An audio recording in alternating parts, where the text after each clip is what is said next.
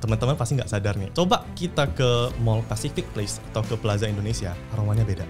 Pernah nggak kerasa gitu? Iya. Atau kadang-kadang kita ke suatu tempat, oh ini kayak aromanya Pacific Place ya, ini kayak aromanya PI ya gitu. Itu sebenarnya udah masuk ke aromatic trademark. Ada aromatic trademark. Ada. Di luar negeri itu udah jalan. Ibarat kata dia nyari nih, oh ada warung baru nih di sebelah rumah gua nih, buka. Oh gua cek deh, namanya belum ada nih, udah gua registerin dulu gitu. Iya. Karena biasanya yang terjadi itu dengan misalnya harganya 1 juta nih misalnya. Untuk daftar? Ya misalnya. Mereka bisa jualin 1 miliar. Bayangin tuh profitnya berapa. Okay. Jadi mereka daftarin 100 atau 1000 merek, mereka harap satu aja yang kejadian, yang gede gitu. Iya. Di situ mereka jualin. Pembaca kan gampang tuh, tinggal di-download, dijual ulang gitu. Itu yang menjadi concern sih untuk saya. Harapan gua sih dari pemilik copyright, business owner bisa melek masalah itu, dan itu bisa diselesaikan sebenarnya masalahnya. Nah, bahkan dengan menyelesaikan masalah pembajakan, yakin deh omset kalian pasti naik, omset teman-teman pasti naik. Karena duitnya nggak masuk ke duit kantong pembajak, kita amanin tuh kantong-kantong pembajak. Kan bisa tuh kita ajak jadi affiliate sebenarnya daripada membajak kan. Benar juga. Merek dan juga IP menjadi salah satu pilar yang penting untuk sebuah bisnis. Tanpa adanya merek yang kuat, sebuah bisnis itu tidak akan bertahan lama. Buat teman-teman yang mau belajar lebih lengkap tentang merek, IP, copyright, trademark, pastikan nonton podcast kali ini sampai habis dan jangan lupa subscribe channel ini ya. Vincent Patenesia, thank you banget kok udah datang ke podcast gua. Ini podcast pertama lu juga ya? Iya, podcast pertama. Thank you loh udah diundang loh. Nggak perlu grogi ya, karena ini bukan close the door ya, jadi nggak usah grogi lah gitu. Gue dari awal ya gue bikin podcast ini kok, lu salah satu nama yang gue terpikir itu untuk undang, tapi kan sayangnya itu kita kenal itu pas juga di Medan dan lu juga tinggalnya kan di Medan kan? Iya benar. Jadi untuk mendatangkan itu harus ada kesempatan lah. Maksudnya pas lu di sini, gue undang baru bisa ngisi. Kenapa gue undang? Karena menurut gue topik yang bisa kita bahas itu akan sangat menarik buat penonton. Tapi sebelum itu mungkin lu boleh jelasin dulu nih ke penonton. Lu itu siapa, apa yang lagi lu kerjain, supaya teman-teman ada bayangan. Oke, halo teman-teman, nama saya Vincent Theodoran. Saya konsultan kekayaan intelektual atau IP consultant. Kerjaan saya sehari-hari itu ya membantu memproteksi inovasinya teman-teman atau juga bisa juga karya-karya dari teman-teman gitu. IP consultant, oke. IP ini apa tuh? Definisi kah atau maksudnya definisinya itu apa? Atau mungkin lu ada penjelasan yang lebih mudah untuk orang ngerti, karena kan kalau kita ngomong langsung IP, apa itu IP? Luas banget gitu. Nah, IP itu sebenarnya kalau kita perhatiin ya, kita sering nontonin podcastnya misalnya Om Deddy, kemudian Raffi Nagita, itu ada beberapa mereka udah mulai ngomong tuh, kita itu sekarang bisnisnya itu bisnis IP. Nah, IP itu sebenarnya keseluruhan dari aset-aset yang nggak bisa disentuh. Kalau kita ngomongin tanah, kita masih bisa megang nih sertifikat tanahnya gitu. Kita bisa menapak tanah tersebut. Kelihatan gitu, tanahnya berapa hektar gitu ya. Kalau IP itu sebenarnya nggak kelihatan, kecuali misalnya dimunculin dalam bentuk trademark, dalam bentuk copyright. Nah, kemudian IP itu sebenarnya banyak, ada paten. Yang paling sering orang omongin itu haki. Haki. Iya, haki termasuk di haki itu sebenarnya IP. IP, oke. Ya, haki, IP, intellectual property. Nah, itu sama istilahnya.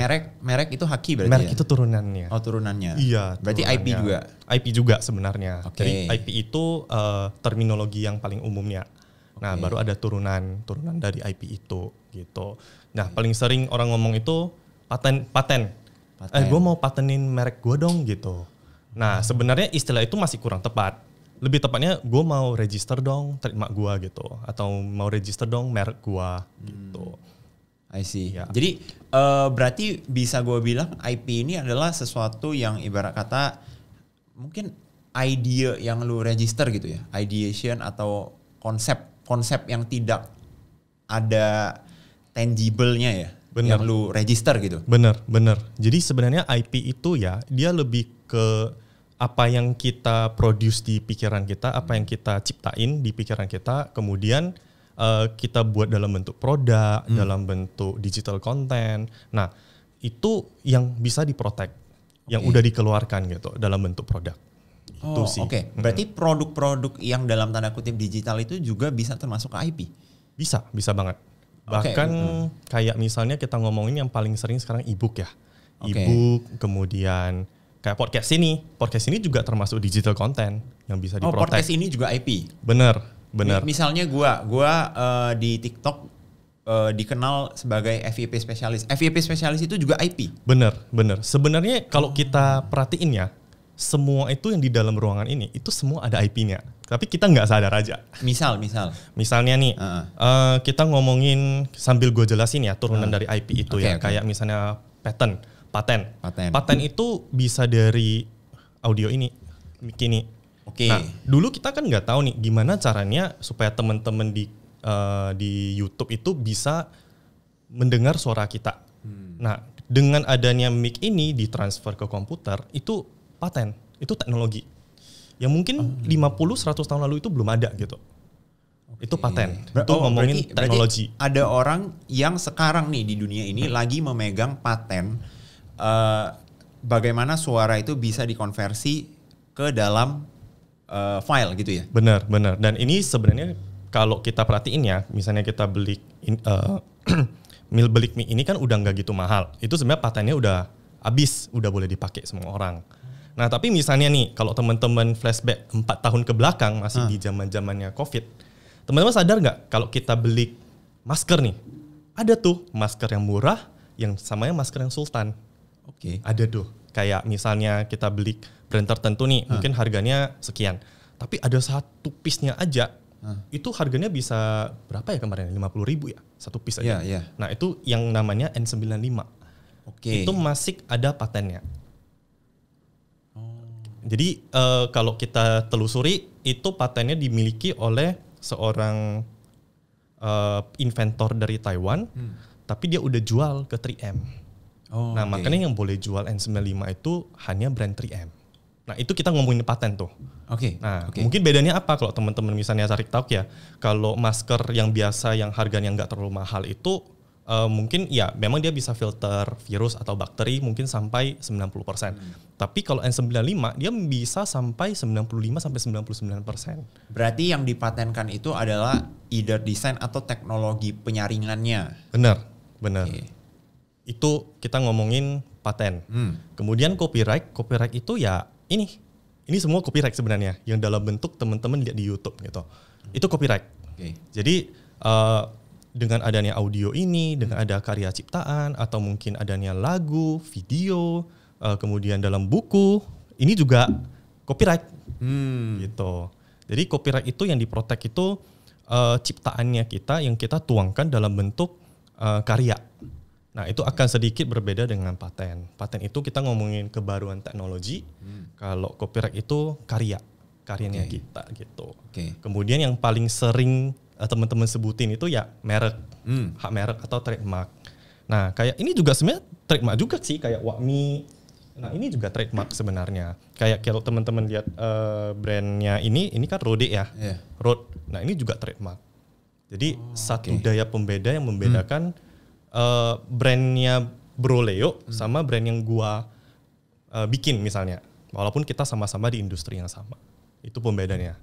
Berarti bahkan bisa dibilang mungkin semua hal yang kita lihat di dunia ini bisa dibilang itu ada patennya? Ada IP-nya. Ada IP-nya? Iya.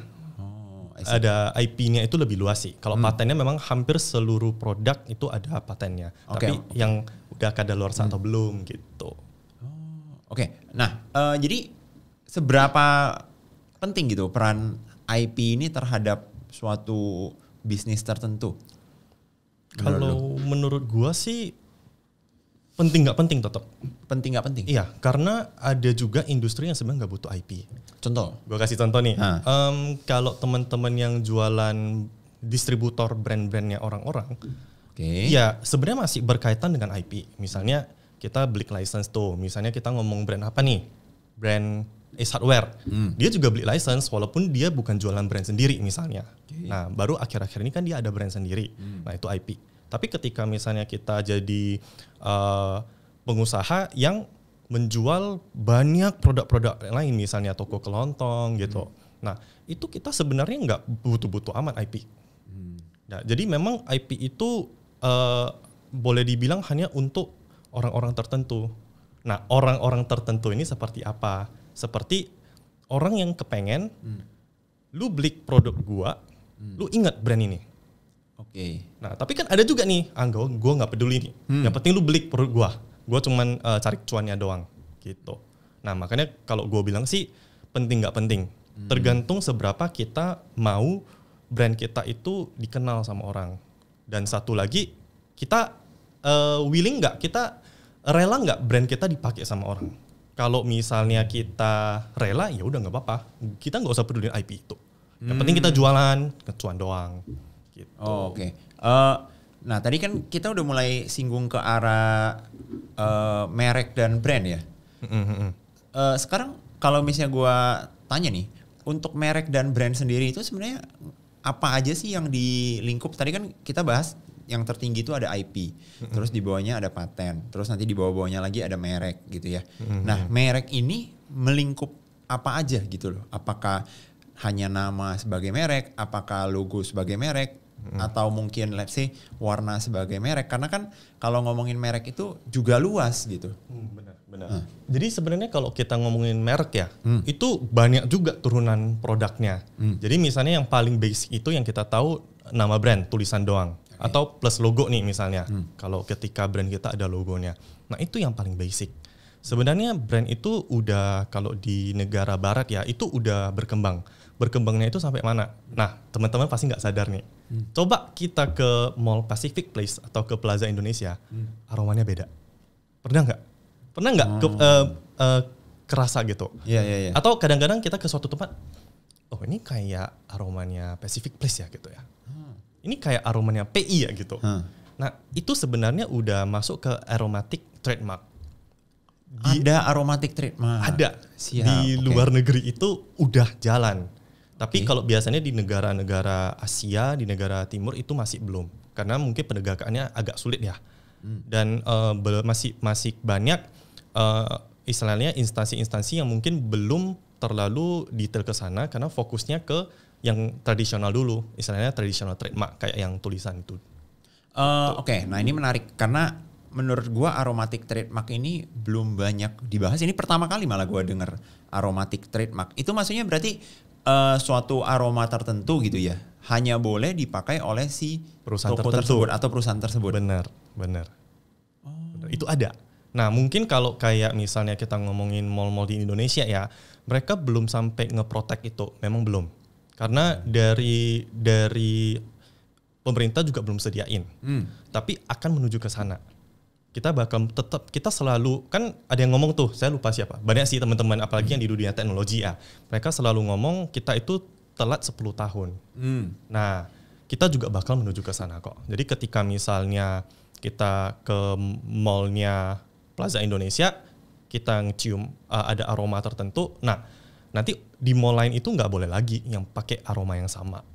Nanti bisa terjadi yang namanya tuntut-menuntut gitu. Lucu sih, nuntut-menuntut karena urusan wangi mall yang sama gitu ya. Bisa. Sebenarnya kalau di luar negeri itu mereka detail banget ya. Kayak teman-teman tahu nggak brand Tiffany & Co? Itu birunya kan khas banget ya. Yes, Tiffany Blue. Sebenarnya di luar itu di trademark loh. Tapi di Indonesia birunya masih belum. Iya. Terus brand apa nih? Kalau nggak salah DHL juga sama, UPS juga sama. Brand ekspedisi di luar. Yang di trademark itu apakah satu spesifik warnanya atau bisa kombinasi warna atau gimana nih? Karena kalau ngomongin warna itu kan udah mulai udah mulai spesifik banget gitu menurut gue. Bener-bener itu detail banget atau boleh dibilang niche banget ya gitu ya. Iya. Kalau di luar negeri itu masih boleh, itu warna-warna tertentu hanya satu warna doang itu dipegang oleh satu perusahaan. Tapi di Indonesia memang belum. Yang paling bisa itu misalnya kombinasi warna. Kayak kalau kita ngomong putih, biru, merah, kita tahu dong itu brand apa dalam bentuk garis. Nah itu kombinasi warnanya bisa di Indonesia. Tapi kalau misalnya satu warna doang, nah itu memang nggak bisa. Belum bisa. Oke, gue jadi kepikiran nih. Jadi apakah mungkin nih kalau misalnya suatu hari ada orang itu ya udah dia ngunci aja gitu beberapa warna yang dalam tanda kutip itu warna-warna penting ya, sehingga menyebabkan orang-orang lain itu kayak susah milih warna. Contoh, let's say olive green gitu ya. Olive green itu kan warna yang tiba-tiba pernah ada masanya olive green tiba-tiba viral gitu loh. Orang pakai baju warnanya olive green, orang nyari apa warnanya olive green. Itu juga bisa dipatenin. Kalau di luar negeri bisa ya, bisa.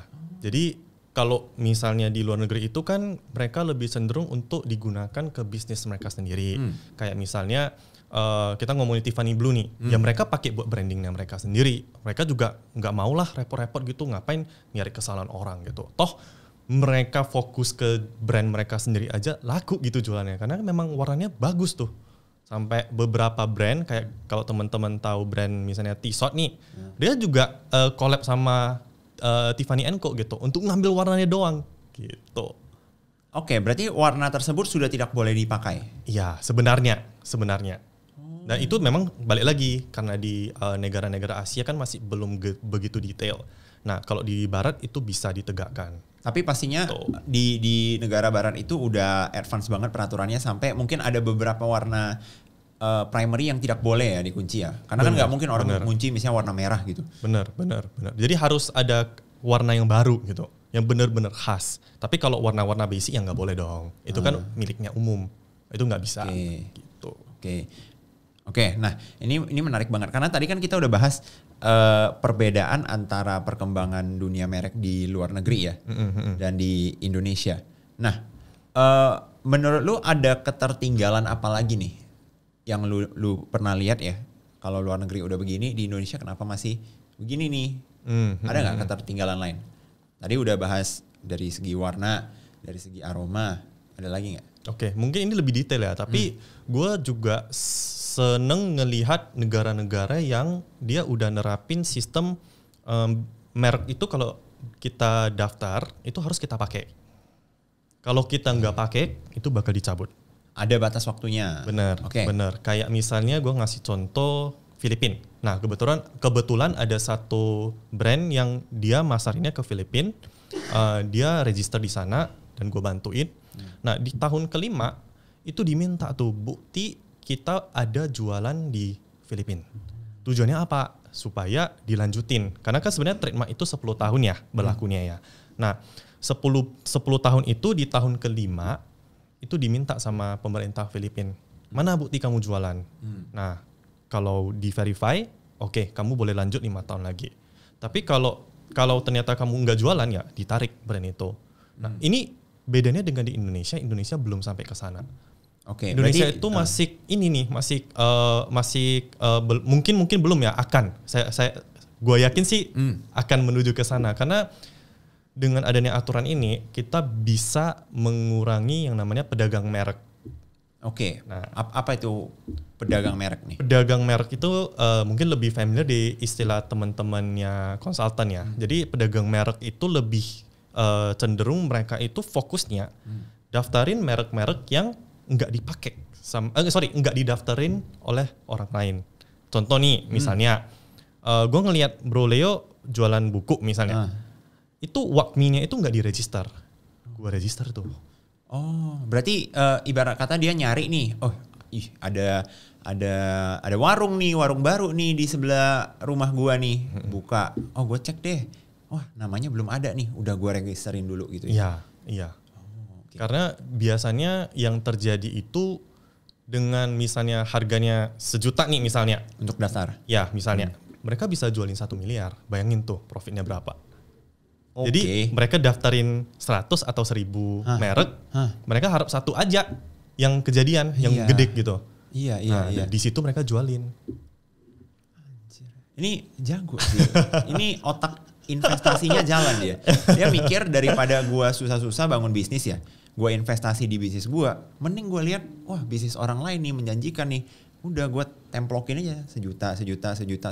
Satu gede jadi 1 M, udah. Bener, gitu ya? Bener. Dan fun fact, ini ketika papa gua kan dulu waktu S1 dia ngambil skripsinya mengenai haki juga nih. Oke. Nah, papa gue juga udah tahu trik seperti ini. Itu berarti di tahun 1980-an. 19. Papa gue udah tahu. Oke. Fun fact-nya itu. Iya. Tapi papa gue itu tipenya yang memilih reputasi.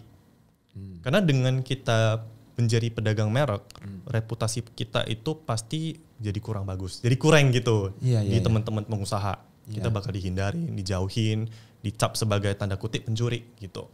Nah, di situ ketika gua mulai menjalani profesi ini, gua juga tanamin ke mindsetnya gua. Jangan pernah seperti itu gitu. Karena ya kita kan bisnisnya itu mikirnya sustainability long term. Nah, dengan kita mau cepet kaya, ya resikonya juga ada gitu. Jadinya nama baik kita akan kurang bagus gitu di teman-teman. Berarti bisa dibilang ada orang-orang atau bahkan mungkin mereka untuk jalanin ini butuh tim juga ya. Yang khusus misalnya tiap hari mungkin apa ya, kalau gue bayangin cara kerjanya mungkin ini random ya, ini gue randomly mikir aja, mungkin ada orang dia itu timnya itu tim survei, udah deh lu coba jalan nih ke jalan manapun, lu catet tuh nama brandnya satu-satu, oh ayam goreng ini, nasi uduk ini, dicatat, udah deh cek, oh ini nggak daftarin, ini nggak daftarin gitu. Bener, ada juga yang seperti itu, atau mungkin ada yang juga yang dia jalan-jalan ke luar negeri dulu gitu, kayak Siapa yang di tahun 1960-an, lu bisa bayangin nggak di tahun 2000, 40 tahun kemudian, lu bakal masuk ke, misalnya lu bakal Wakmi itu bakal jualan ke US. Belum kebayang tuh. Nggak kepikiran. Masih jauh. Misalnya kita di tahun 2024, di tahun 2064 itu kita udah gambaran nih, oke, kita bakal masuk ke pasar Afrika, kita bakal masuk ke pasar Eropa. Enggak dong. Iya. Tapi ada tuh satu brand yang udah didaftarin satu orang di Indonesia dari tahun 1960 kalau nggak salah. Dia megang sampai tahun 2000-an. Setelah itu baru dijualin ke brand luar itu.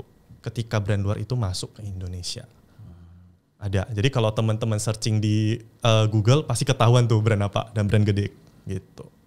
Akhirnya si orang ini megang si mereknya selama 40 tahun dan dijual dan pasti biayanya fantastis karena kan pasti. Ibarat kata kalau orangnya kagak mau masuk, lu nggak bisa pakai nama lu di Indonesia. Bener. Kayak ada sih beberapa kasus sih. Ada. Ada beberapa kasus yang udah selesai, brandnya bisa masuk. Nah itu pasti dibeli dong. Tapi ada juga yang sampai hari ini belum selesai. Searching aja Google, pasti muncul tuh. Jadi selama masalah ini belum selesai, biasanya itu berarti brandnya nggak bisa masuk sama sekali? Nggak bisa, karena begitu dia masuk, di merek itu ada unsur pidananya. Oke, nah ini kan kita ngomongin orang yang masuk nih, yang mau masuk nih, berarti kan dia udah ngecek dulu, oh ternyata aku tidak bisa masuk. Bagaimana kasusnya dengan yang tadi lu ceritain, bisnisnya udah jalan, dan didaftarin orang lain dulu, biasanya apa yang akan terjadi? Apa pilihan buat si orang ini? Karena kan gue dengar begini gue ngeri ya. Karena berarti mungkin teman-teman di sini apabila ada yang punya usaha, punya merek gitu ya, tapi belum didaftarin, bisa aja tiba-tiba randomly besok ngetok pintu nih, tok gitu. Pak, saya punya merek Bapak nih. Kan, nah itu kira-kira gimana melindunginya? Kalau sampai udah kejadian ya, itu sebenarnya opsinya cuma 2. Oke. Jadi yang pertama itu kita beli, atau kedua kita rebranding. Udah itu aja. Itu aja. Jadi ketika misalnya kita mau mulai bisnis itu, sebenarnya kita coba bedah dulu lebih dalam. Kayak kita harus perhatiin sebenarnya apa sih yang benar-benar kita butuh. Memang benar, gue akuin itu ada beberapa legal paper yang sebenarnya kita belum butuh dulu. Sesimpel misalnya nih, Bro Leo bikin Wakmi, mungkin belum butuh PT dulu. Ya udah nggak apa-apa, semua income masuk ke pribadi dulu dan fokusnya kita itu kita jaga pajaknya dulu. Nah, IP-nya mungkin boleh dipertimbangin juga, oke memang perlu, tapi ada beberapa hal yang memang nggak perlu, udah nunggu dulu. Nah, ini juga sama, IP itu sebenarnya juga kalau kita ngomongin fondasi, IP itu salah satu fondasi. Dia bukan fondasi yang paling kuat, enggak juga. Jadi bisnis itu kan banyak banyak unsur ya yang bikin bisnis kita bisa jalan tuh. Nah IP itu salah satu tiangnya kalau di bangunan. Kalau satu runtuh, tiang IP itu runtuh dan misalnya kita punya dana gede nih, ya udah nggak apa-apa kita beli aja brandnya. Bisa dong dicabutin tiangnya, kita tempelin lagi. Tapi banyak brand yang ternyata dengan tiang IP itu jatuh, dia nggak bisa ngapa-ngapain lagi karena cashnya juga cash flow-nya juga biasa-biasa aja, mau beli brandnya juga nggak sanggup, yang udah dicuri orang lainnya gitu ya. Nah jatuhnya apa? Ya salah satu brand yang kejadian itu, ini kebetulan kan kasusnya di media nih, ngomongin aja deh, kasus geprek bensu. Nah sebenarnya mungkin mereka cashnya ada, tapi jatuhnya kan capeknya di perkara, ngurusin hukumnya doang, jadi nggak ngurusin bisnisnya lagi.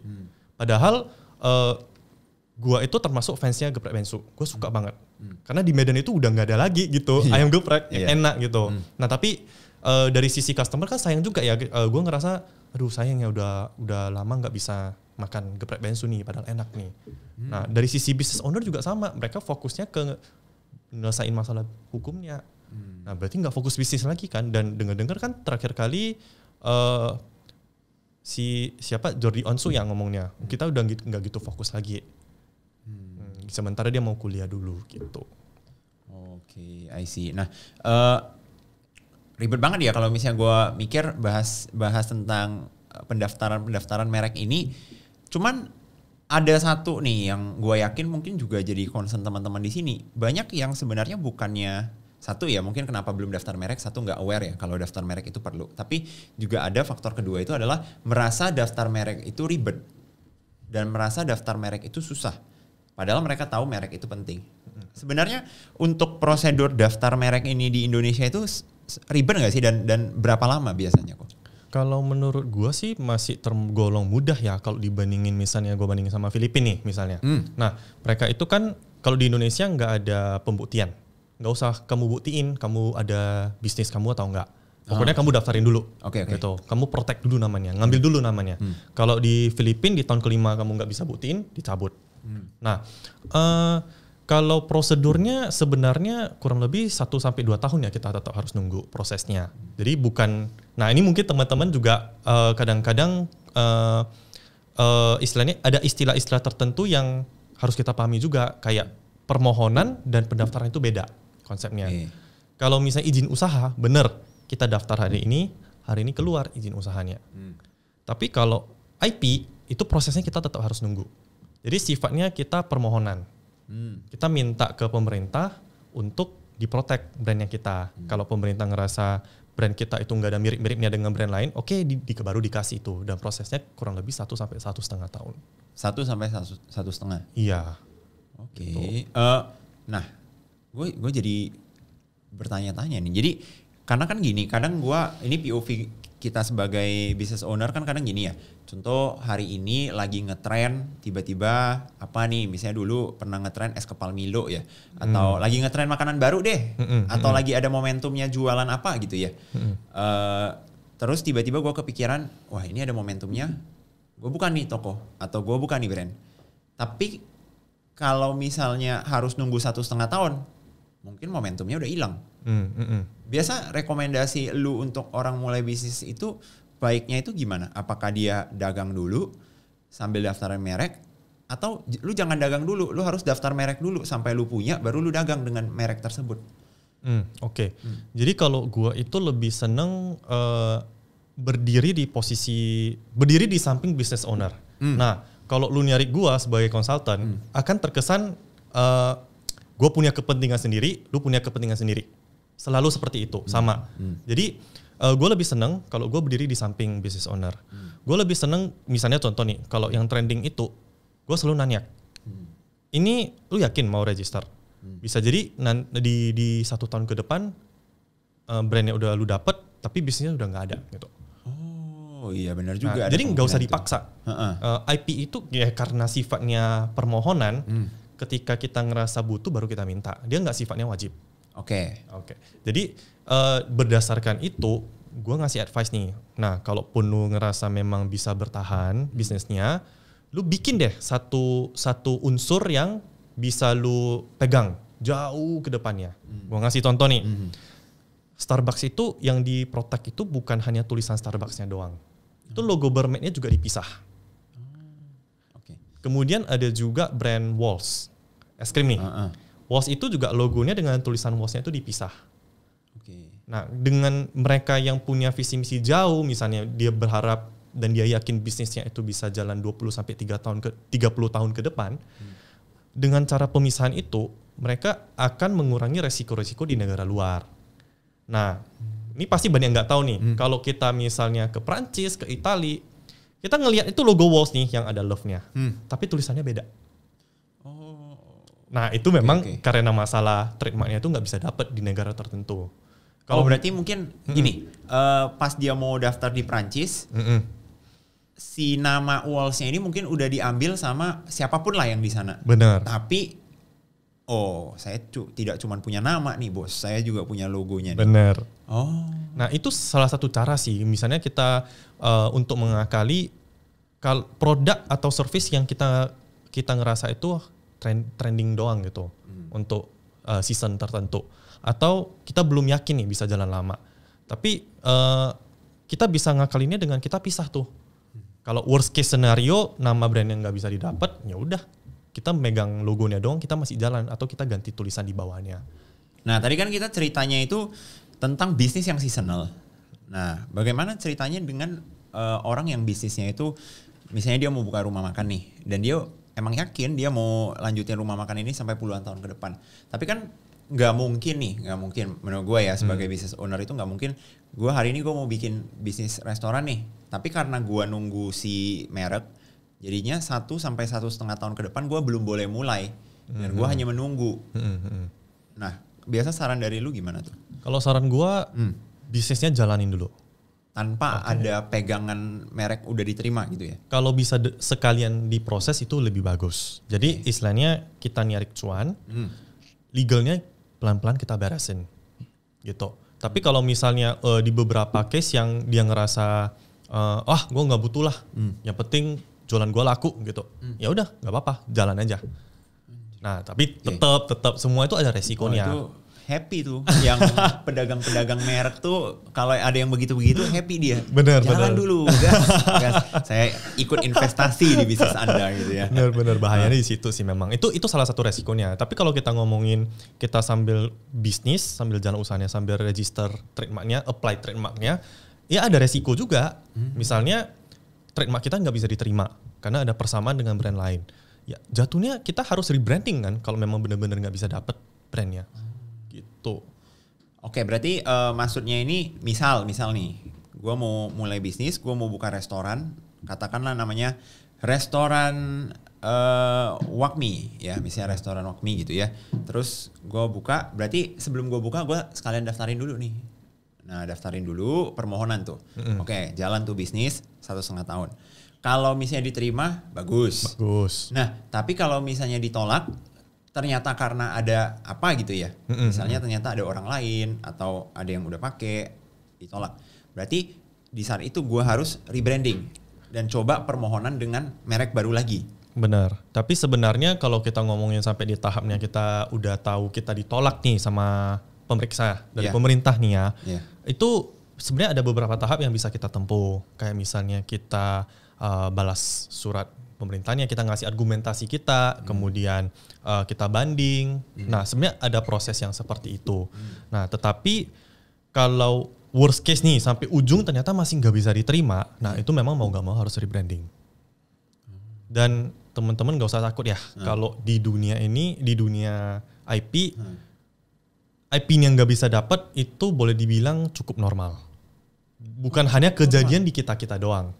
Bahkan cukup normal. Iya, kayak saya kasih contoh tadi. Brandnya Walls aja dia nggak bisa dapat loh di, saya lupa ya 15 atau 20 negara. Dia nggak bisa dapat loh. Tapi, nah ini gue jadi punya pertanyaan nih. Jadi kan ini sebenarnya jadi problem nih, karena berarti bisnisnya udah jalan 1,5 tahun. Tapi dia itu berarti berjalan tanpa punya mereknya masih dimohon dan akhirnya ditolak. Kalau ditolak berarti alasannya itu harusnya ada yang udah punya ya? Ya mirip-mirip nih misalnya. Mirip-mirip. Atau spesifik udah ada yang punya? Bisa juga. Nah pertanyaan gue. Contoh, bisa nggak misalnya gue udah jalan 1,5 tahun, karena si pemilik brand aslinya ini aware, wah ada nih yang udah jalan 1,5 tahun dan ditolak gitu ya. Bisa nggak dia ngesu si orang ini untuk urusan 1,5 tahun dia berbisnis menggunakan brand yang punyanya si pemilik ini? Nah, kalau misalnya kita mau ganti rugi nih ceritanya ya, betul ya? Misal. Itu mau kita masukin ke surat gugatan itu bisa. Tapi yang akan menentukan kan tetap balik lagi ke hakim. Berarti ibarat kata akan dinilai apakah ini ada unsur kesengajaan penggunaan atau tidak. Bener. Tapi mungkin karena kita juga dari awal sudah ada permohonan, itu akan jadi salah satu bukti yang kuat juga gitu ya. Benar. Karena biasanya sebenarnya yang kita takutin itu bukan gugatan perdata. Okay. Nah, kayak anaknya Bang Hotman tuh, dia sering ngomong kalau di Indonesia itu menang perdata itu menang kertas doang. Gitu. Nggak bisa diapa-apain. Mau hakim nulis dia harus ganti rugi 500 miliar, nggak dijalanin ya nggak apa-apa. Nggak ada sanksinya gitu. Oh, sekarang begitu? Iya, tapi yang kita takutin itu pidananya. Oke. Bisnis kita bisa disegel, polis lain, kitanya bisa ditangkap. Gitu. Nah, mungkin teman-teman di sini jadi karena gue jadi punya pertanyaan nih. Kalau teman-teman nggak punya pertanyaan, gue yang punya pertanyaan. Apa unsur ya atau garis utama yang membedakan kasus ini akan menjadi perdata atau pidana? Di kasus merek misalnya. Kasus mereknya misalnya ya. Yang paling pertama itu ada unsur kesamaannya dulu. Okay. Misalnya ayam geprek bensu dengan ayam geprek bensu. Oke. Udah pasti mirip dong, spellingnya aja mirip gitu. Nah itu sebenarnya bisa masuk ke ranahnya pidana. Okay. Nah cuman nggak tahu gimana ceritanya, kedua brand itu sama-sama bisa dapat sertifikatnya, bisa lolos pemeriksaan. Pidananya itu nggak masuk. Jadi mereka harus tempuh perdata dulu. Tapi kalau ceritanya salah satu orang yang pakai, misalnya Ruben Onsu nih, mereka makainya itu tanpa punya sertifikat merek, itu udah langsung jadi pidana. Karena dia meniru kan. Gitu. I see. Bahkan itu juga berlaku di yang masih memohon dong, karena kan belum punya sertifikat, berarti itu langsung pidana bisa dibilang. Bisa. Walaupun ya mungkin kita bisa berklik dia ya. Saya kan masih proses nih. Saya kan juga dari pemerintah juga belum ada kabar nih bisa dapat atau enggak gitu. Tapi pada akhirnya itu unsur pidananya bisa dimasukkan begitu. Nah ini mungkin teman-teman di sini misalnya nih sekarang gue yakin ya yang punya merek dan belum didaftar ini pasti di kepalanya. Misalnya pasti lagi bawa mobil nih atau lagi makan siang, gua harus langsung daftar nih. Nah, biasanya itu apa proses yang harus dilakukan atau apa yang harus disiapkan untuk mendaftar merek kita? Yang harus disiapkan ya, prosesnya harus sebenarnya basic sih. Yang kalau kita ngomong persyaratan ya, kita butuh KTP sama logo doang, itu aja. Oh gitu. Basic banget. Nah, cuman balik lagi karena saya lebih senangnya itu sebagai konsultan yang berdiri di samping business owner, gue akan selalu nanya, ini bisnisnya udah jalan belum? Ini nama brandnya masih fleksibel nggak gitu? Jadi istilahnya saya bantu strategiin, bukan hanya sekedar daftar-mendaftar. Karena balik lagi kita kan bukan calo, kita itu konsultan yang resmi, ya kita harus ngasih semua nih advice ke business owner. Bukan hanya sekedar merek doang, misalnya kayak Broleo nih. Broleo juga bukan Wakminya trademarknya doang gitu. Adanya copyright atau mungkin tiba-tiba Broleo kepikiran bentuk buku yang unik. Nah itu udah masuk ke IP yang lain lagi gitu. Industrial design. Nah hal-hal yang seperti itu yang biasanya gua ngasih ke teman-teman business owner. Bukan hanya sekedar sini daftar, sini daftar, enggak sesimpel itu sebenarnya. I see. Yang penting intinya kalau teman-teman kagak mau bingung, kagak mau repot, kagak mau apa, udah langsung kontak Pak Tenesi aja gitu ya. Siap. Kadang kita itu sebagai business owner itu kan ini ya, males ribet lah, mikirin dagang aja udah pusing, mikirin daftar merek lagi kan gitu ya. Nah, tapi kalau ngomongin nama nih, nama ini kan atau merek ini kan lumayan personal nih. I mean dari elunya mungkin bisa rekomendasi strategi A, B, C, D gitu ya. Tapi kan kalau unsur nama ini pasti datang dari personalnya si brand founder atau brand owner kan. Biasa apa nih yang lu sarankan untuk nama supaya gampang di approve atau gampang lolos atau gampang didaftarkan? Ada nggak unsur-unsur di nama ini? Oke. Karena kan gue nggak mungkin misalnya contoh ya kalau gue mau pakai nama general itu kan sulit. Nggak mungkin gue misalnya daftarin merek, let's say gue mau bikin gelas, mereknya gelas, kan tidak mungkin. Ada nggak? Kalau kriterianya, kalau menurut gua sih paling basic itu tetap mulai dari diri teman-teman dulu. Oke. Dia senangnya brand seperti apa, baru nanti dikolaborasiin sama ketentuan yang nggak boleh gitu, ketentuan pemerintah misalnya. Jadi misalnya produk ya kita nggak bisa register produknya udah pasti. Misalnya kita jualan mic, nama brand kita microphone, nggak bisa. Kita jualan buku, nama brand kita books, nggak bisa. Itu udah pasti nggak bisa. Kemudian jangan mirip-mirip dengan brandnya orang lain. Nah, ketika teman-teman ngeceknya di website pemerintah itu kan bisa dicek tuh PDKI. Dicek aja dulu, di screen aja dulu. Kira-kira nama yang mau gua pakai itu bisa atau enggak? Kalau nggak bisa, cari lagi. Nah, cara nyariknya itu juga sebenarnya simple ya. Pokoknya kayak searching biasa aja. Kalau nggak bisa, kadang-kadang yang menjadi permasalahan itu ketika mau ganti nama brand. Aduh, brand ini ternyata udah dipakai nih. Gue mau ganti brand apa ya? Nah, teman-teman business owner sering nanya ke gue tuh. Nah, gue tetap balikin.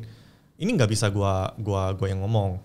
Karena brand itu kan dari lu, soul-nya di lu. Gue ngasih 100 nama pun belum tentu cocok. Iya benar. Nah, tapi bisa diakalin dengan pakai ChatGPT. Nah, bisa tuh. Berikan saya 1000 rekomendasi nama. Bener. Wah, muncul tuh 1000 pilih tuh. Nah, bener. I see. Gitu sih. Oke, nah kita ngomongin tentang pendaftaran nama ini ya. Jadi, let's say ini gue berandai-andai ya. Misal ada 2 orang nih pedagang di waktu yang lumayan berdekatan sedang mendaftar merek yang mirip namanya di kategori atau kelas yang sama. Nah biasa itu yang akan terjadi itu apa? Yang paling yang dilihat itu udah pasti tanggal pertama kali orang yang apply. Itu yang dipertimbangin paling awal. Itu udah pasti. Jadi misalnya nih Bro Leo punya Wakmi. Bro Leo registernya di tanggal 9 hari ini. Gue registernya di tanggal 10 besok. Nah, yang akan diperiksa dulu ya pasti punya Bro Leo. Punya gue itu pasti bakal ditolak. Karena prinsipnya simple, first to file. Siapa cepat dia dapat gitu. Emang konsepnya itu first to file gitu ya? First to file, bener. Berarti tidak pernah kejadian itu misalnya contoh, gue udah daftar nih. Tiba-tiba dari mana nyikut weng gitu. Masuk dia daftarnya belakangan, tapi malah dianya yang di-approve. Sepengetahuan saya sih nggak pernah ya, kalau di saya ya. Karena dari pemerintah sendiri udah ngomong kalau first to file, prinsipnya first to file. Siapa cepat dia dapat. Siapa datang dulu, first come first serve. Siapa yang datang duluan, dia yang diperiksa duluan begitu. Oke. Itu sih. Oke. Nah, kalau ngomongin soal nama ini kan gue menarik banget nih. Tadi ada bahas tentang pedagang merek lah, apalah. Ada lagi nggak sih kayak hal-hal lain di dunia merek-merek ini yang mungkin penonton itu tidak tahu tapi ada gitu sisi gelapnya lah. Sisi gelapnya ya. Pedagang IP. Kalau sisi gelapnya itu ada beberapa case lagi sih, kayak contohnya kemarin gue baru ketemu teman, dia ngomongnya itu ada satu entity yang dari luar negeri. Ketika dia ngelihat satu meme ini dipakai banyak orang. Satu apa? Meme. Oh, meme. Iya, satu meme itu dipakai banyak orang. Dia belik tuh meme-nya. Oke. Setelah dia belik, dia nuntut semua orang yang make meme itu. Nah, jadi untuk case yang seperti itu ada kejadian juga. Dan problem solvingnya apa? Ya sebenarnya kalau kita ngomongin copyright ya. Copyright itu kalau contoh Bro Leo bikin podcast. Ternyata ada orang lain juga bikin podcast. Walaupun topiknya sama nih, tapi kalau pembawaannya beda, backgroundnya beda, istilahnya isi-isinya itu beda semua, itu nggak bisa dituntut. Tapi meme itu karena kita pakainya kan sama tuh. Misalnya kita ngomongnya meme apa? Meme kucing misalnya. Nah itu pasti sama persis, yang bedanya kan cuma tulisannya doang. Nah yang seperti itu memang bahaya.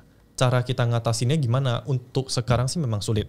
Karena istilahnya itu celah yang dicariin mereka. Memang paling bagus itu kalau kita bisa bikin konten yang original. Itu paling bagus. Nah jadi misalnya buat temen-temen nih jangan lupa ikut kelasnya Bro Leo. Untuk belajar bikin konten yang original gitu. Jadi nggak main caplok doang. Nah makanya kalau teman-teman yang istilahnya fokus di YouTube kan ada istilah, aduh jangan nih nanti kena strike, kena copyright strike gitu. Nah itu memang harus dijaga.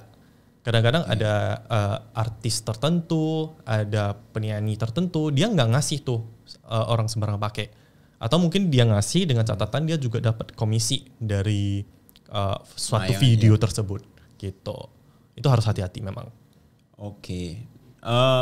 Jadi ini kan kita udah mulai bahas, tadi kita bahas merek. Nah sekarang kita bahas ke copyright. Nah copyright ini mencakup apa aja sih? Maksudnya seluas apa nih copyright? Apakah balik lagi, apakah hanya sebuah karya dan karya itu hanya, kan karya itu bisa banyak ya bentuknya. Tulisan juga karya, gambar juga karya, suara juga karya, bahkan desain. Tadi ada apa? Industrial design ya. Benar. Itu juga karya. Nah, karya ini sendiri mencakup apa aja? Copyright-nya. Copyright itu sebenarnya lebih cenderung ke art. Kuncinya di situ. Oke. Seni, karya seni, karya ciptaan. Itu paling basic ya. Misalnya kita ngomongin lagu, video, buku, kemudian podcast ini juga sama. Nah, yang uniknya program komputer juga termasuk ya. Yang uniknya itu ceramah juga bisa dijadiin copyright. Sesi ceramah. Benar. Pidato ceramah. Tapi biasanya kalau teman-teman yang mau register copyright, kalau ketemu gue selalu ngomong, lu komersialin nggak? Kalau nggak ya ngapain? Gitu. Nah makanya balik lagi gue seneng berdiri di samping business owner. Jadi gue ngelihat kebutuhannya sampai mana. Kalau nggak perlu ya nggak usah dikit-dikit dicatetin. Ntar habis biaya, habis waktu juga kan gitu. Oh oke. Nah ini karena menariknya ini karena udah masuk ke ranah content creator nih. Karena kan tadi kita banyak kan bahas tentang untuk seller ya. Kalau copyright ini kan banyak implikasinya itu ke content creator. Berarti kalau misalnya nih content creator menciptakan suatu karya yang tidak dia komersilin atau tidak dia monetize, dia nggak dapat duit nih dari sana. Tidak perlu ada yang namanya copyright, itu tidak apa-apa. Nggak apa-apa. Dan balik lagi ya, kalau teman-teman nanya di awal itu, sebenarnya gue butuh IP nggak? Kita nanya dulu diri kita sendiri, kita komersialin nggak? Kita willing nggak dipakai banyak orang? Gitu. Makanya kalau di dunia content creating kan ada juga yang namanya free copyright songs. Ada tuh yang boleh kita pakai. Yang penting misalnya kita cantumin nama pencipta lagunya. Udah itu aja. Mereka kadang-kadang mintanya itu aja. Ya udah nggak apa-apa, kita cantumin aja. Karena sebenarnya di copyright itu prinsipnya dua sih, hak moral sama hak ekonomi. Oke. Moral rights and economy rights. Prinsipnya itu di copyright. Itu maksudnya dipisah atau bareng nih? Ini sebenarnya dua hal yang didapetin dengan kita bikin podcast ini. Kita udah otomatis dapat dua. Oke. Nah, simpelnya apa? Moral rights itu adalah hak yang harus dicantumin nama penciptanya. Makanya kalau teman-teman misalnya ngelihat kita nyanyi lagu Indonesia Raya aja nih, ada tuh penciptanya. Iya kan? Maksudnya di infokan di tampilannya, iya di tampilan layarnya, ya. Penciptanya W.R. Supratman begitu. Itu selalu ada dicantumin. Nah itu moral rights, itu nggak boleh dihapus. Apapun ceritanya nggak boleh dihapus. Walaupun misalnya lagu itu udah dijual dan dimiliki oleh PT tertentu, itu nggak boleh dihapus. Dan moral rights-nya itu didaftarin atau nggak? Nggak usah, karena dia otomatis sudah dapat.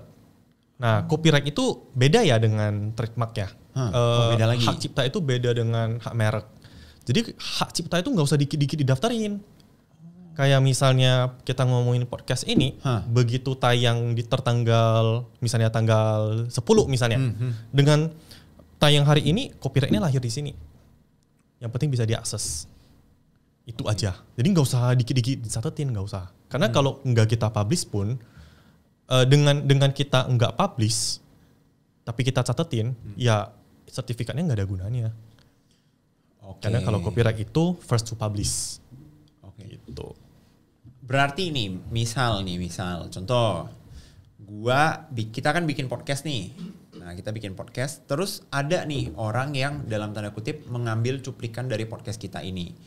Apakah itu berarti si orang ini harus selalu menuliskan nama dari pemilik podcastnya atau siapa yang ada di podcastnya? Ya benar, at least platform bukan platform. At least harus cantumin nama channelnya. Gitu, itu at least. Nah, hal yang kedua adalah dari pemilik channel itu apakah keberatan atau enggak nih, gitu. Misalnya dari Bro Leo, gua merasa keberatan nih dia pakai. Habis itu dia taruh lagi keranjang kuning misalnya. Nah itu nggak boleh dong, ya karena dia menggunakan kontennya kita untuk berjualan, mendapatkan keuntungan. Ya nggak boleh. Tapi misalnya nih, dia postingnya itu kayak, karena konten Bro Leo ini inspiratif banget gitu, gua mau post buat teman-teman tahu. Ya udah, karena itu ada unsur promosinya juga dan dia juga tidak mendapatkan keuntungan ekonomi, nggak apa-apa tuh. Makanya tadi kan terbagi dua, ekonomi moral rights sama ekonomi rights. Nah, moral rights nggak boleh dihapus, ekonomi rights itu boleh dihapus. Pengertian dihapusnya itu ya boleh dijual gitu. Misalnya lu bikin konten ini, lu mau istilahnya close the door mau blik nih, ya boleh gitu. Boleh. Ya. Close the door mau beli, boleh. Dan itu yang gue jual apanya tuh? Yang lu jual itu kontennya, gitu. I mean copyright-nya kah, trademark-nya kah, mereknya kah? Itu jatuhnya di mana tuh? Lebih cenderung copyright, lebih cenderung. Tapi misalnya ternyata Bro ada trademark-nya, itu pasti satu sepaket tuh, sama-sama dijual tuh misalnya. Atau collaboration dengan close the door, misalnya seperti itu. Nah menarik nih, karena kalau kita udah ngomongin jual-jualan merek, jual-jualan copyright ya, berarti ada juga dong orang yang dalam tanda kutip itu, kan banyak nih orang-orang yang misalnya menciptakan sebuah brand, terus brandnya dijual, menciptakan sebuah desain produk, desainnya dijual, mungkin ada juga artis yang menciptakan desain tertentu dan dijual. Berarti itu semua hubungannya itu ke copyright juga yang dijual? Tergantung sih, mau dilihat yang diciptain itu apa. Nah, simpelnya N95 itu yang diciptain patennya. Oke, patennya yang dijual, metode produksinya yang dijual misalnya, atau cara untuk mendapatkan produknya dari kapas menjadi N95, nah itu prosesnya yang dijual.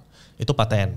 Tapi kalau misalnya kita ngomongin brand nih, misalnya Walkme nih mau diakuisisi sama Gramedia, ya brandnya yang dibeli.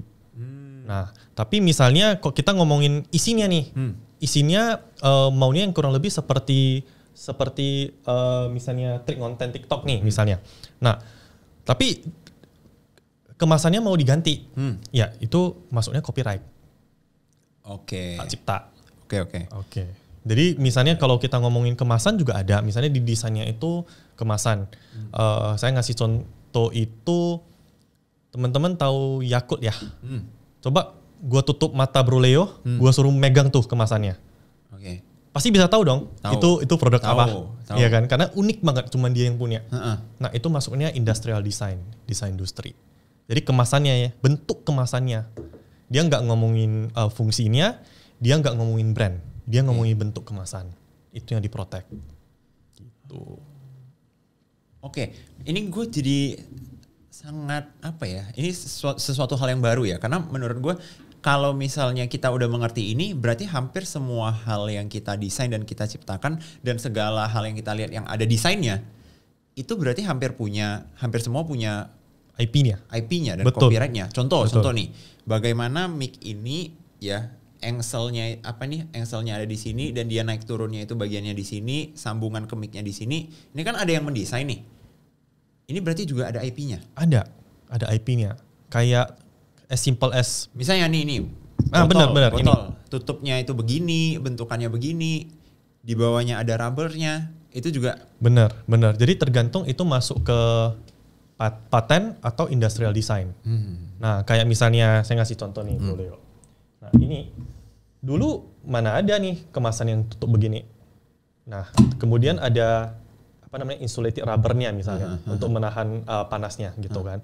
Nah, ini dulu sih nggak ada ya yang seperti ini ya. Mungkin cuman buka tutup biasa. Nah, itu juga masuk ke kategori IP. Nah bisa nggak misalnya nih dari tiap variabel produk ini masing-masing juga ada IP-nya lagi. Ada. Contoh misalnya ternyata ini gelas begini nih satu IP nih. Tapi tutup botol yang maju mundur begini itu juga satu IP. Bisa. Terus orang yang pertama kali menciptakan tutup botol yang pakai rubber untuk ada insulatornya itu juga IP. Bener. Bisa. Jadi satu produk itu kadang-kadang mungkin bisa 5 orang penciptanya gitu. Bisa. Tapi mungkin bedanya di jenis IP-nya, misalnya brand Coxicle nih, yang milik perusahaan Coxicle-nya. Tapi desainnya itu dibikin oleh desainer yang mereka outsource. Nah itu kan IP juga. Bentuk kemasannya, bentuk warna, misalnya pilihan warnanya. Kemudian ada juga misalnya penutup yang unik yang ditemuin oleh beberapa orang tertentu. Mereka pakai. Penutupnya kan. Benar-benar. Ini kebanyakan ada IP-nya. Makanya kalau Coxicle itu kenapa mahal? Coba cek deh websitenya. Dia lampirin tuh banyak paten yang dia sedang proses. Nah, jadi buat teman-teman yang beli Coxicle itu kadang-kadang juga bukan cuman beli produknya doang. Selain beli brand, juga beli patennya. Dia ada teknologi penutup-penutup tertentu yang dia pakai. Itu ya mahal di IP-nya gitu. Itu sih. Nah, terus tadi kan dibahas nih kenapa let's say beberapa brand itu harganya mahal karena ada paten-paten yang patennya itu masih berjalan. Berarti paten itu ada durasi waktunya? Paten ada. Paten masa berlakunya itu 20 tahun. Okay. Setelah itu menjadi milik umum. Semua orang boleh pakai. Semua jenis paten itu seperti itu? Semua jenis paten seperti itu. Wow. Nah. Jadi berarti apa ya? Berarti let's say misalnya tadi N95 kembali ya. Setelah 20 tahun itu semua brand boleh pakai. Dan harganya pasti turun. Kayak gua ngasih contoh, paten itu sebenarnya paling banyak di industri farmasi ya. Misalnya dulu paracetamol mungkin 20 tahun lalu itu mahal. Sekarang kan murah. Semua brand ada paracetamol. Nah mungkin yang lebih barunya mungkin ibuprofen. Nah itu beda lagi dan mungkin sedikit lebih mahal dibanding paracetamol. Gitu. Makanya kalau teman-teman yang bergerak di bidang industri, itu duitnya banyak tuh. Karena dia ciptain senyawa tertentu atau kandungan tertentu, dia nggak usah mikirin brand. Dia nyari aja perusahaan-perusahaan farmasi yang mau beli kandungan dia. Misalnya ada kandungan paracetamol 2.0 yang lebih baru nih. Dan manfaatnya lebih cepat nih. Nah itu masuknya ke kategori paten kan. Nah setelah itu dia tinggal pitching aja tuh ke perusahaan farmasi. Dia nggak usah sibuk mikirin gimana cara beli brandnya, gimana gedein brandnya, gimana marketingnya. Dia nggak usah mikirin itu. Yang penting siapapun perusahaan farmasi yang mau yang memproduksi obat lah. Benar. Yang mau menggunakan paracetamol 2.0 ini, ya lu bayar. Benar. Wah. Itu duitnya paling banyak tuh di sana. Makanya kenapa paten itu kalau di mana-mana dia dibilang ya kastanya itu paling tinggi. Makanya kayak kemarin penemu vaksin AstraZeneca, dia sebenarnya bisa tuh duitin. Tapi dia ngasih gratis. Dia ngasih seluruh perusahaan boleh pakai. Gitu. Ada tuh beritanya. Oke, jadi berarti misalnya nih, misal. Berarti banyak dong di dunia ini udah banyak banget produk-produk yang patennya itu udah dalam tanda kutip expire dan bisa dipakai banyak orang gitu ya. Nah, kalau misalnya kayak sekarang kan di dunia skincare ya, ini karena gue relate ke skincare itu, sekarang skincare itu lagi banyak yang seneng bikin paten-paten baru gitu. Paten-paten ingredient baru gitu. Misalnya let's say SK2 ya, ada Pitera misalnya, atau brand apa ada ingredient apa. Apakah itu semua juga paten? Cenderung kalau ya? dia sifatnya baru itu pasti mereka patenin. Pasti, karena mereka mau cuma SK2 sendiri yang bisa make. Nah tapi kalau misalnya kandungan Pitera itu ada di beberapa brand lain, itu memang ada kemungkinan beli dari SK2 juga misalnya. Ada kemungkinan. Tapi pada prinsipnya itu juga paten. Setelah 20 tahun juga udah semua silakan. Boleh pakai. Semua brand, semua perusahaan boleh pakai. Wih, gitu. Berarti kalau gitu misalnya nih orang-orang yang inventor yang menciptakan paten-paten baru ini, let's say di dunia farmasi gitu ya. Berarti mereka harus selalu ready. Oh, kalau misalnya let's say paracetamol ini sudah habis patennya, ya udah cari lagi aja paracetamol 2.0 untuk dipatenin. Untuk dipatenin bisa tuh 20 tahun lagi. Bener.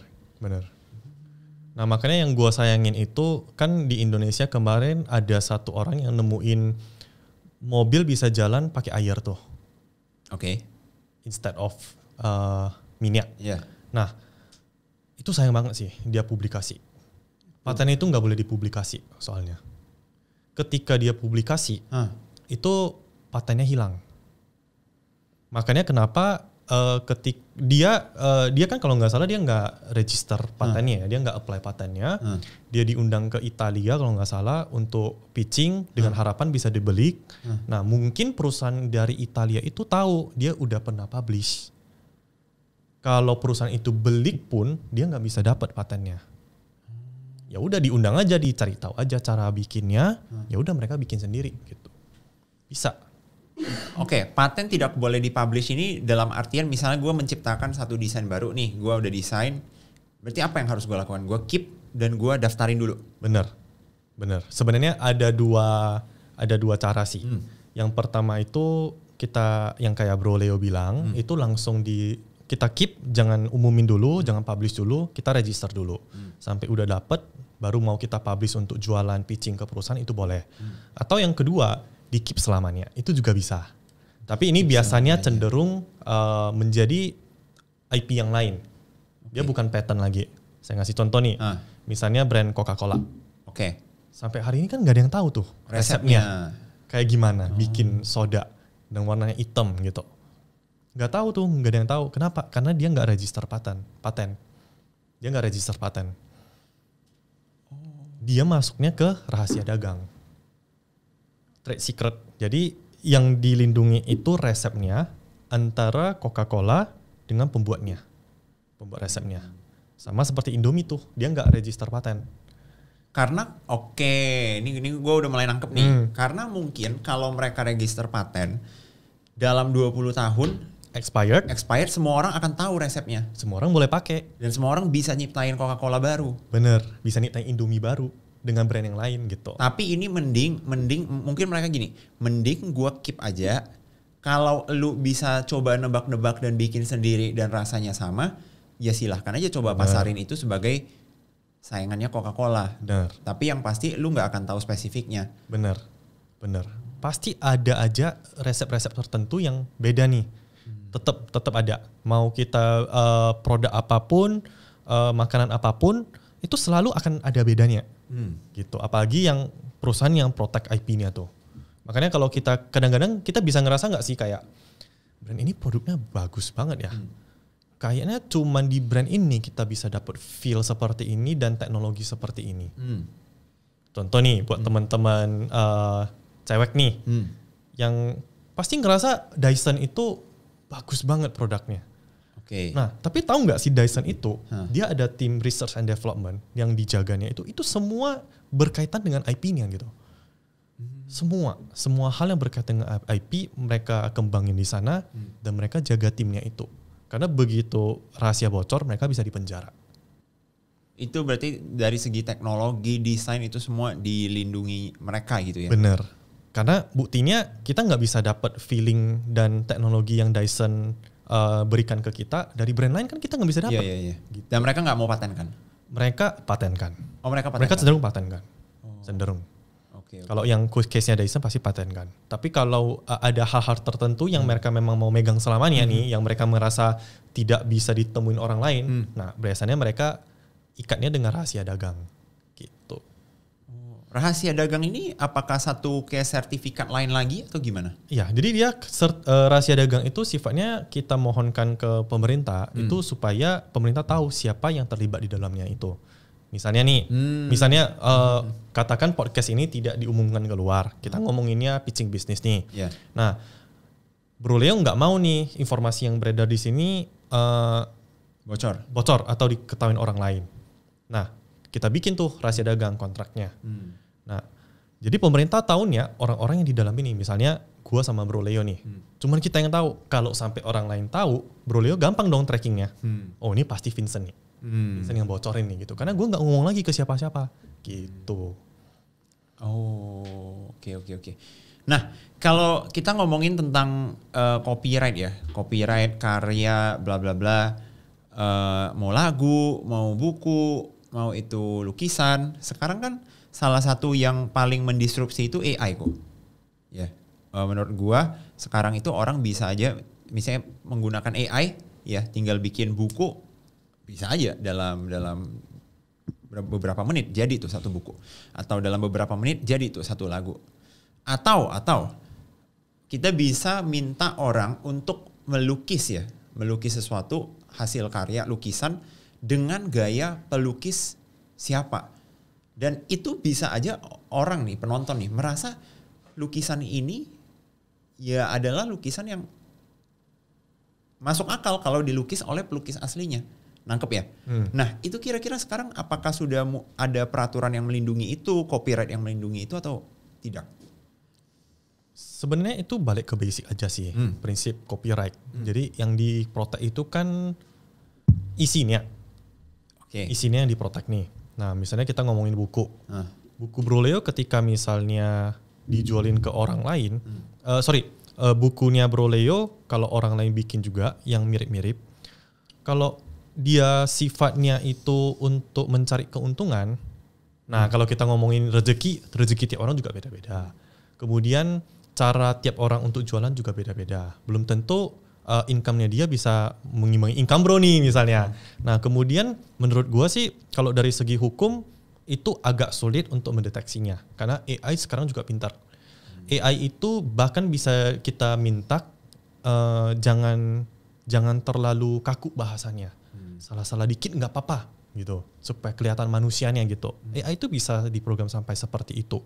Tapi yang menurut gua sih ya, kuncinya itu bukan hanya sekedar di seberapa gampang kita bikin buku itu. Kadang-kadang customer kita, teman-teman kita butuhnya feel-nya Leo Giovanni nih. Oke. Nah, kita bisa dong ngerasa kayaknya buku ini bukan ditulis sama Bro Leo deh gitu. Itu feel-nya ada. Jadi secanggih apapun AI, human touch-nya itu tetap nggak bisa dihilangkan kalau menurut gua. Nah, tapi kalau untuk urusan komersial itu memang agak sedikit sulit. Karena konten itu bukan masalah judulnya. Judulnya boleh sama persis, tapi kalau isinya berbeda, ya kita nggak bisa nuntut juga.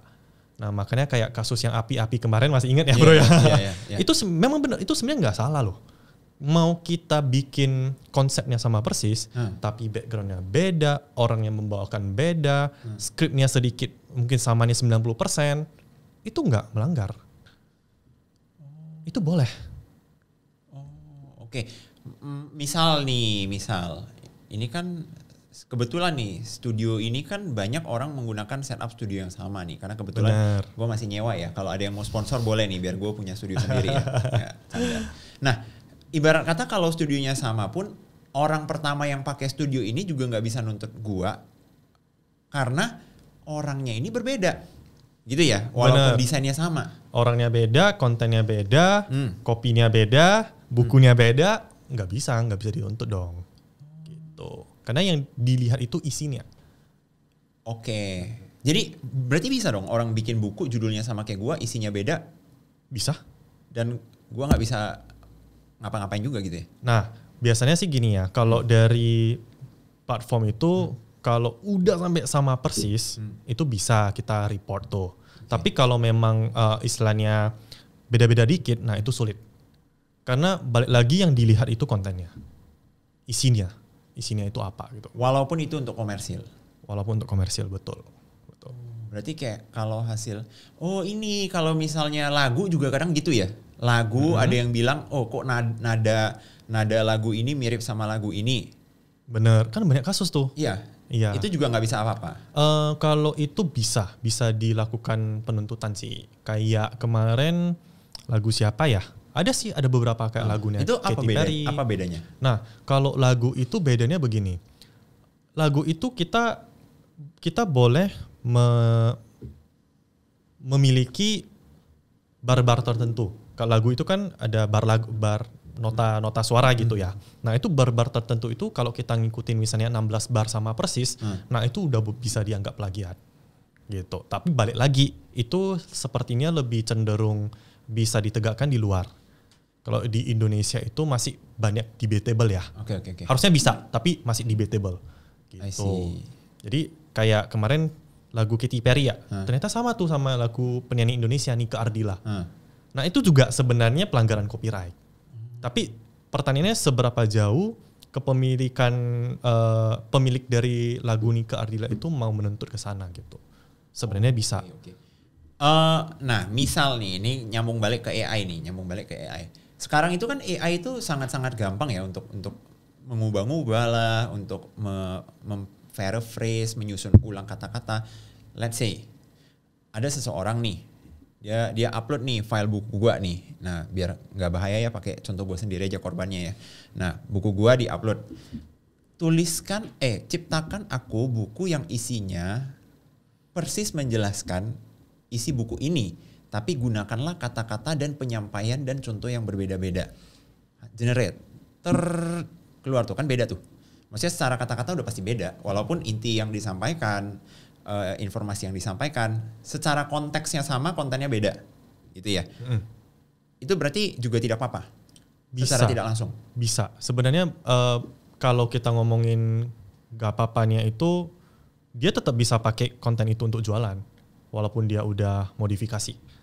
Tetap bisa. Dan kita mau show-nya memang agak sulit. Karena kalau dengan kontennya berbeda, itu udah agak sulit memang. Oh, I see. Jadi ini misal lagi. Contoh gua misalnya mau menciptakan buku baru nih. Tapi gua itu orangnya bukan seorang penulis yang jago lah, dan juga bukan seorang pemikir, bukan seorang pebisnis, tapi gua mau bikin buku bisnis. Gua kumpulin tuh 100 buku bisnis terbaik best selling. Gua gabungin. Tolong tulis satu buku menggunakan informasi dari 100 buku ini menjadi satu buku dengan halaman sekian. Jadi tuh dirangkum. Itu gue jualin, itu juga bisa sebenarnya. Bisa. Jadi beda-bedain aja isinya gitu. Tapi jangan lupa kayak yang Nikola Tesla bilang. Kamu bisa meniru. Tapi problem kamu adalah di kreativitas kamu. Gitu. Kalau kamu meniru itu ada batasnya. Kalau kamu kreatif itu tidak ada batasnya. Ya, karena yang di cover juga akan terbatas di 100 itu doang. Benar. Gitu ya. Benar. Walaupun nanti kalian misalnya ada banyak 100 buku bisnis lainnya dan dia compile lagi, ya sama, dia akan feel-nya akan beda gitu. Dibanding kita yang benar-benar nulis, kita menuangkan hati dan pikiran kita, itu touch-nya masih ada. Pasti sampai ke pembaca-pembaca kita. Dan balik lagi problemnya itu gimana jualnya juga ya. Karena kalau dia kompilasi kagak lu jual juga ngapain, baca sendiri kan gak mungkin ya. Kan bukan untuk kalangan sendiri. Iya benar juga, capek-capek lu rangkum 100 kagak bisa dijual, ngapain bos. Ya. Oke, nah tapi dari pandangan lu sendiri, karena kan setahu gue lu harusnya juga mengikuti perkembangan AI juga ya. Benar. Nah, apakah menurut lu AI ini akan mengganggu dunia permerekan copyright atau tidak sama sekali menurut lu? Mendisrupsi ya. Kalau menurut gua bukan disrupsi sih, malah dia membantu sih. Kenapa bisa? Nah, contoh nih beberapa business owner itu dia udah bingung nih cari nama brand. Gua ajarin tuh ChatGPT gimana caranya. Atau Google Gemini. Nah, itu juga gua ajarin. Jadi kamu cari aja inspirasi di situ. Masukin aja prompt tertentu gitu. Nah, malah sebenarnya harusnya membantu sih. Kayak misalnya contoh dulunya kita nggak bisa nulis buku nih atau nggak ada waktu, kita harus hire ghostwriter. Ya ChatGPT jadi ghostwriternya kita. Nah, tinggal kita poles kan udah banyak menghemat waktu tuh, gitu. Oke. Ini satu pertanyaan terakhir nih tentang copyright nih ya.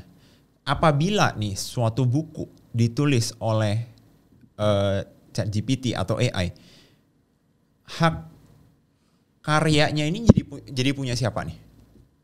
Tetap pemilik orang yang publish pertama kali. Orang yang publish pertama kali. Benar. Even though dia pakai AI ya. Benar. Dan itu tadi ada hak komersil dan hak moral. Hak moral. Benar. Itu dua-dua juga dimiliki oleh si publisher lah. Benar. Karena kalau kita ngomongin hak moralnya itu kita cantumin ChatGPT, ya ChatGPT itu kan juga bukan manusia. Kita bingung dong nyebutinnya. Gitu, nggak bisa juga sebenarnya secara hukum ya nggak bisa juga. Kan dia nggak ada KTP-nya. Benar. Atau takutnya kan maksudnya tiba-tiba nih si perusahaan ChatGPT ini, nah ini ya selama ini buku-buku ini ya yang ditulis pakai ChatGPT ya. Nggak mungkin ya? Nggak. Kalau Kalau bisa gue juga. sih nggak mungkin. Dan problem content creator atau penulis buku zaman sekarang menurut gue lebih cenderung ke pembajak sih sebenarnya. Itu paling banyak. Karena dari beberapa tahun lalu aja ketika ketika content creating sama ebook itu belum begitu booming aja pun, itu pembajakan udah ada. Contoh nih, kita ngambil kita beli course tertentu. Kan course-nya misalnya 5 juta nih, mahal. Kita patungan, pakainya beda-beda, akunnya beda-beda. Itu pembajakan loh sebenarnya. Oke. Kemudian setelah itu kita nakal nih. Kita rekam kontennya, jual lagi. kita bikin jadi disk atau CD atau kita upload ke Google Drive misalnya, kita jual lagi di platform e-commerce, Tokopedia, Shopee. Itu pembajakan. Nah, problem itu yang sekarang banyak. Sebenarnya lebih harus diperhatikan. Lebih concern itu harus ke sana. Iya, lebih concernnya problem pembajakan sih daripada konten ini nggak asli dari ChatGPT. Tapi gitu. ngomongin pembajakan ini kan udah masalah dari mungkin sejak buku pertama tercipta aja pembajakan itu juga sudah ada ya.